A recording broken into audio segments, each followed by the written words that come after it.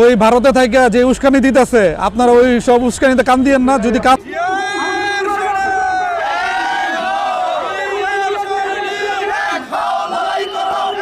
এখনো সময় আছে, আপনারা ভালো হয়ে যান। আপনারা নিষিদ্ধ সংগঠন ছাত্রলীগ, আপনারা আর কোনো কিছু করার দুঃসাহস করেন না, তাহলে এর ফলাফল খুবই খারাপ হবে।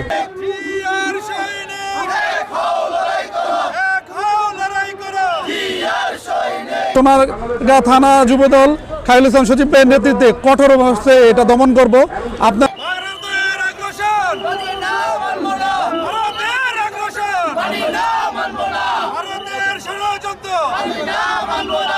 আজকে কর্মসূচির মুখ্য উদ্দেশ্য হচ্ছে ভারতের আগরতলায় বাংলাদেশ হাইকমিশনে ভারতের উগ্রবাদীরা যে হামলা চালিয়েছে তার প্রতিবাদে এবং ভারতের যে আগ্রাসন বাংলাদেশের স্বাধীন